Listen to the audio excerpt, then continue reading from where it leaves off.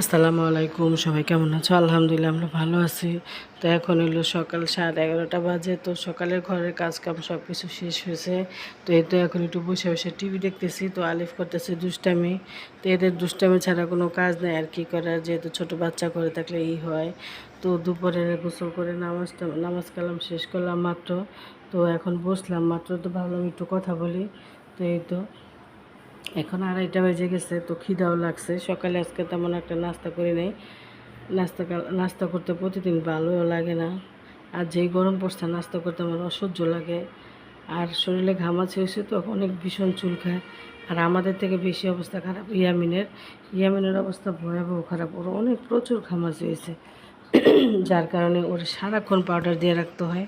তো এই তো দুপুরে খাওয়া দাওয়ার পর আমার বড় মেয়ে দিল 1 কাপ চা। তো চাটা খাওয়ার পর 1 ঘন্টা একটু মোবাইল দেখলাম বা টিভি দেখলাম। তো এখন আসছি।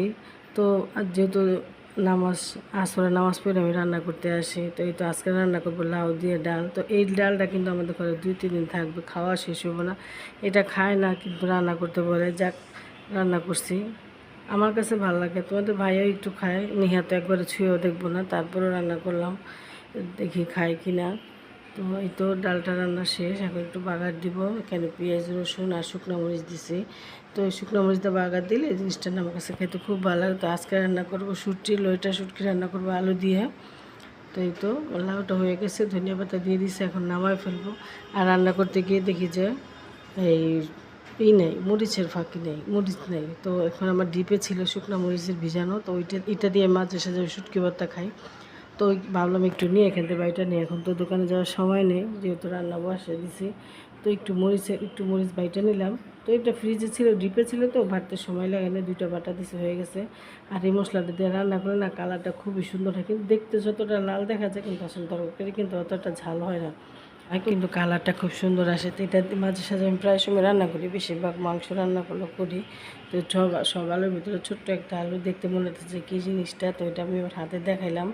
তো আসলে এক একটা জিনিসের এক একটা কালার রং থাকে না, তো এরকম যেমন মানুষের বিভিন্ন ধরনের রং থাকে, মন্তব্য থাকে, যে এক একজন এক এক রকম থাকে। তো ওরকম প্রতিটা জিনিসেরই একটা নিজস্ব কালার থাকে, সেই রকম হয়েছে মরিচটার অবস্থা। তো এই তো আমার তরকারিটা কষানো হয়ে গেছে, এখন দিয়ে দিলাম একটু ঝোল, পানিটা মনে একটু বেশি দিলাম। তো যাক, আলুতে ঝোলটা এনে নেবে। তো এই তো এখন আমার লইটা শুটকিটা প্রায় রান্না হয়ে আসছে কাছাকাছি। তো খিদেও লাগছে, দেখি কি মাথা ধরে গেছে গরমে। তো আজকে বিকেলে চা খাইনি, দুপুরে যে চা খাইছি আর বিকেলে চা খাইনি, মাগরিবের নামাজ পড়ে এখন একটু চা খাইতে হইব। তো ভাবতেছি আজকে একটু লাল চা খাবো। তো এখন তরকারিটা নামে একটু লাল চা বানাবো।